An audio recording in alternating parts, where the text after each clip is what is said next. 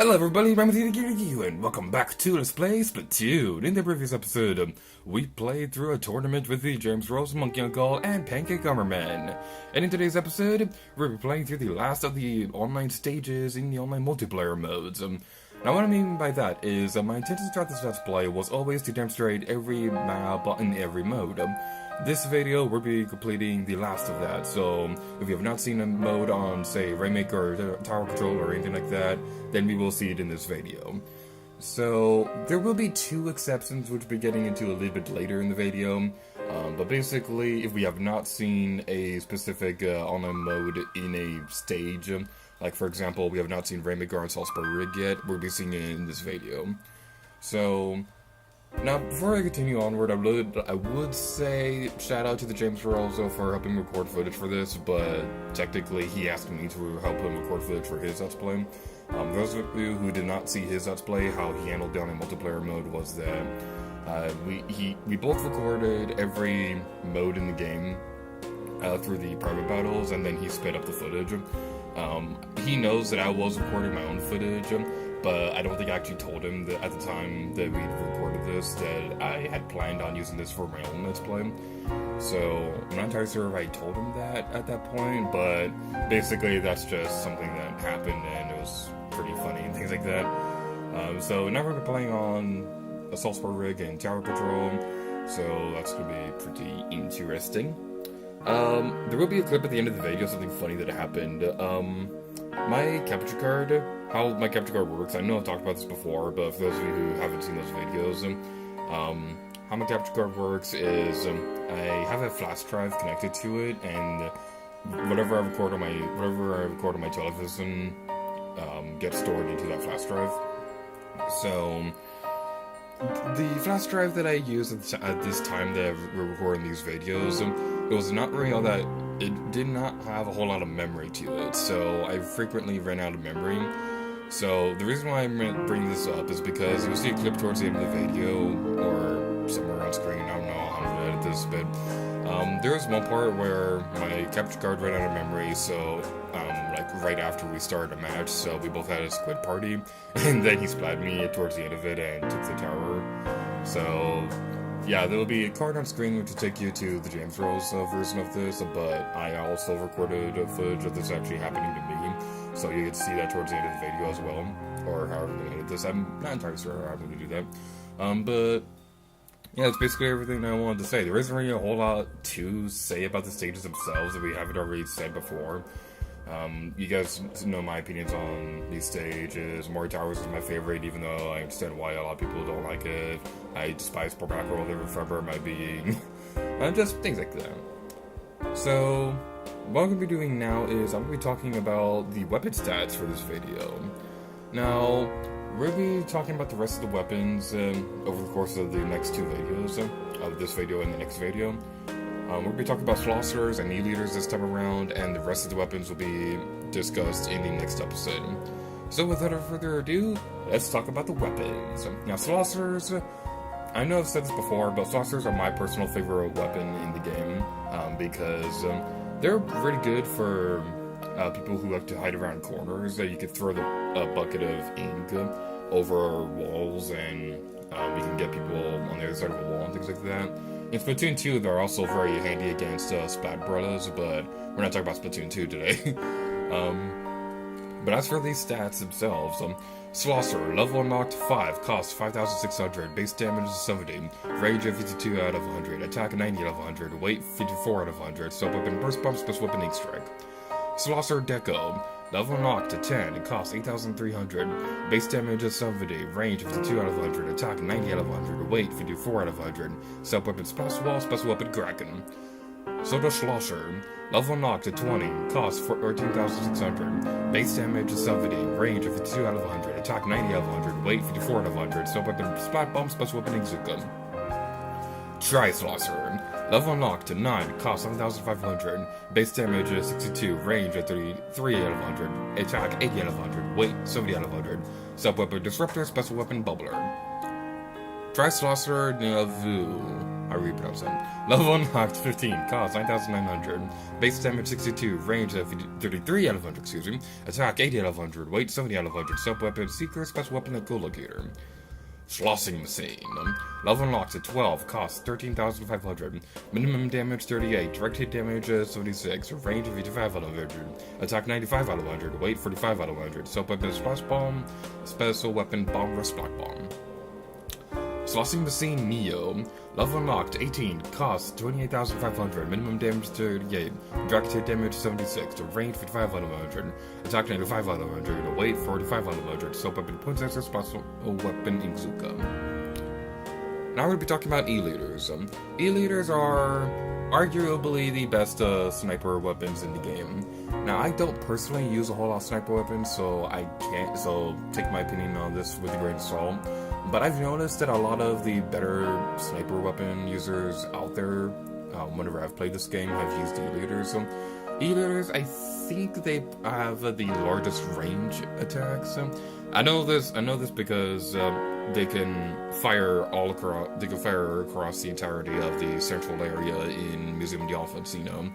So E-Leaders have incredible range. They're very useful at stages like Erewhon Mall and Murray Towers and probably Camp Triggerfish as well.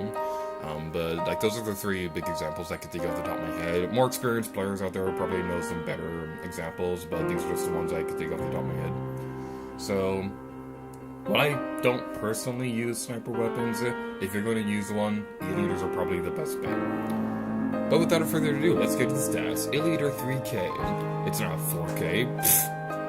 Okay, level unlocked at 18, cost 12,500, no charge 40, full charge 180, range 97 out of 100, charge rate 23 out of 100, mobility 13 out of 100, sub-weapon burst bomb, special weapon and co-locator. Custom E-Leader 3K, level unlocked at 19, cost 14,200, no charge 40, full charge 180, range 97 out of 100, charge rate 23 out of 100, mobility 13 out of 100, sub-weapon squid beacon, special weapon Kraken.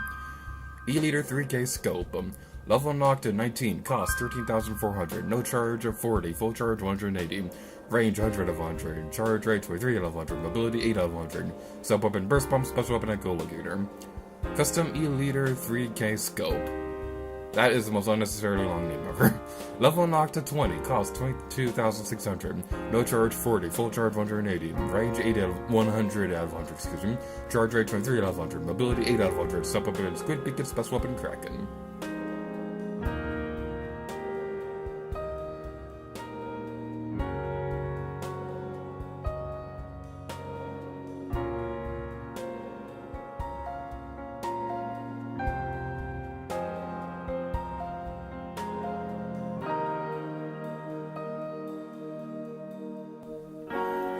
Those are all the weapons we're going to be discussing in this video. Next episode, we'll be talking about the last of the weapons in the game. We'll be talking about Splat chargers and squiffers and just general things like that. So, yeah, there isn't really a whole lot to discuss right now. So, one thing I'll discuss right now is why exactly we're not going to be demonstrating every single map on every mode in this video. Now, the reason for that is because, like I said earlier, my capture card ran out of memory at certain points during the recording sessions, and there were points where I didn't notice that this happened. So, when we get to the point where it should be demonstrating Rainmaker on Museum d'Alfonsino and Hammerhead Bridge, I think that's the one. When we get to those points, you'll see that we're not going to be demonstrating those in this video. In fact, this right here, Tower Control on Guildford Depot, was also another stage was also another match that we couldn't record. That I couldn't record the drums. But luckily, I had footage of this in my stock footage, so that's a thing that happened. So yay. But yeah, that's basically it. We're gonna be next episode when we talk about the remaining weapons. We'll be demonstrating Hammerhead Bridge and Museum d'Alfonsino in Rainmaker. So, there isn't a whole lot to discuss right now, so I guess one thing that I could talk about is the recent Nintendo Direct that happened. We're going to be discussing all this on the game channel fairly soon. When that video is uploaded, I'll have a card on screen. If I forget to put a card on screen, feel free to yell at me in the comments. Like I need another reason for people to yell at me with the whole never upload the Wind Waker bonus episode thing. But yeah, the recent Nintendo Direct happened, and there were a lot of people upset that they didn't announce Smash Brothers or Animal Crossing on the Switch. My personal opinion was, while it did kind of bum me out that we didn't get an announcement for a big first-party game, that's something you'd say for E3 or something like that. I don't think a Nintendo Direct in the middle of the afternoon on a Wednesday is the best time to announce that kind of game. So, yeah, all in all, it was a good Nintendo Direct. It was a lot better than most of the ones that happened last year, I will say that. So, we got announcements like Lollipop and ARMS, and speaking of which, I gotta say, ARMS, while it may seem a bit critical during those Global Test Punch videos, I've really started enjoying the game. It's really fun, so if you like, I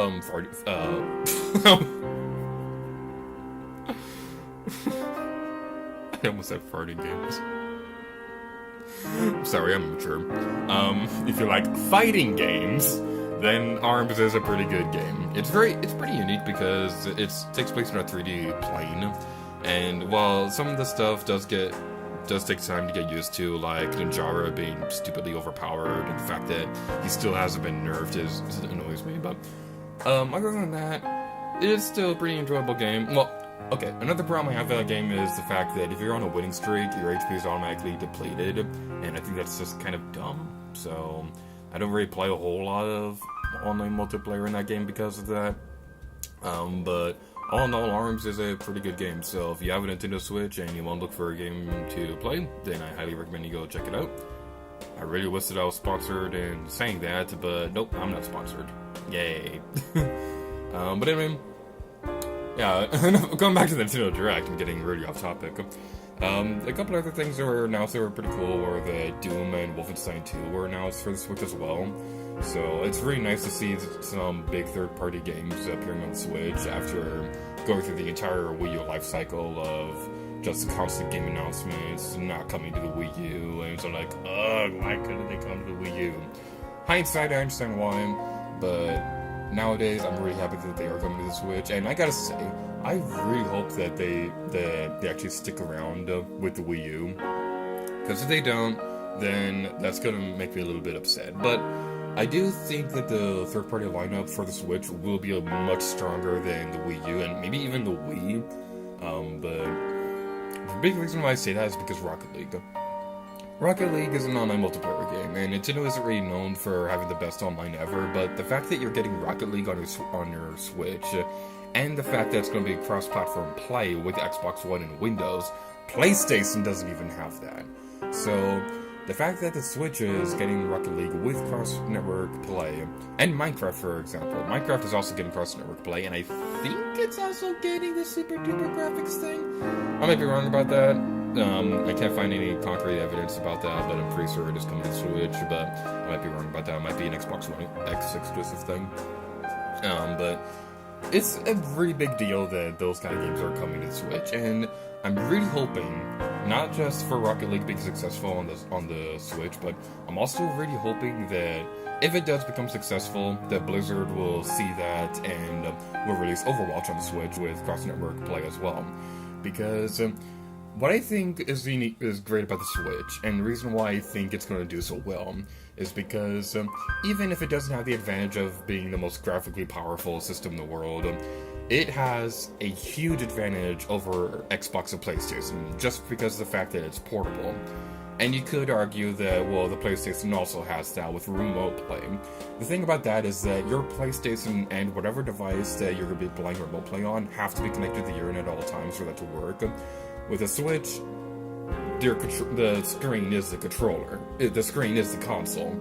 So you don't need to be connected to the internet at all times for that to work. And another thing, a lot of people are arguing against the games like Overwatch coming to the Switch because you can't really play on the multiplayer outside the house in a portable mode.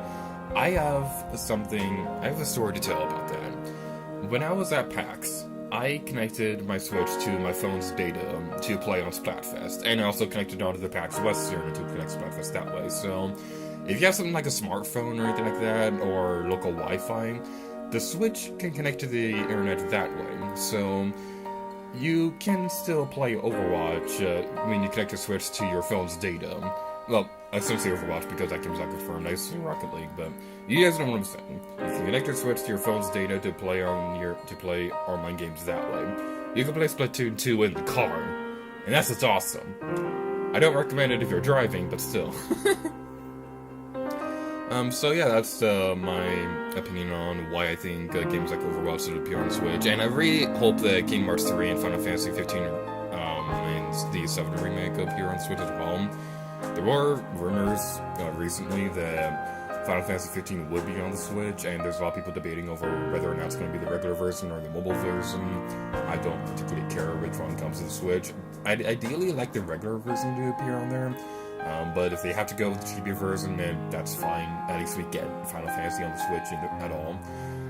But what I really like is for them to consider releasing Kingdom Hearts, because there's probably going to be like some form of a final mix for Kingdom Hearts 3, and I could totally see them releasing it on Nintendo Switch and maybe even Xbox One X and PlayStation 4 Pro. I'm not entirely sure how they would do that.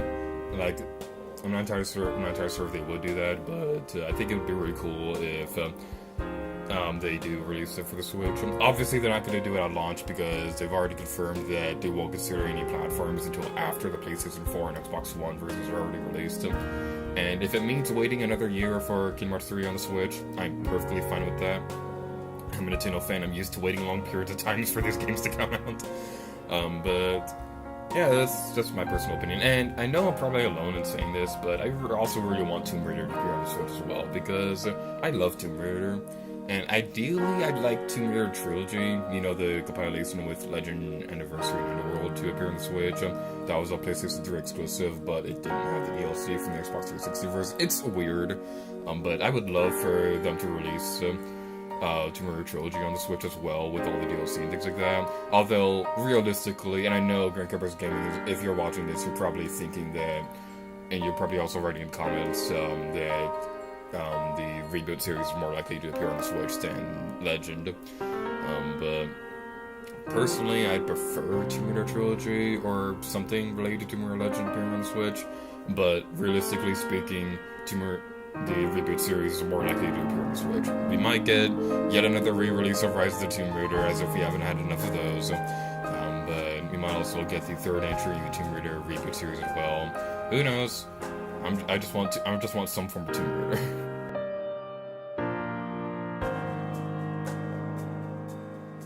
But that's basically all the time that we have for in this video, so thank you all so much for watching this episode of Splatoon. In the next episode, we'll be discussing the remaining weapons, namely Splat chargers, squiffers, and whatever else we're going to be talking about.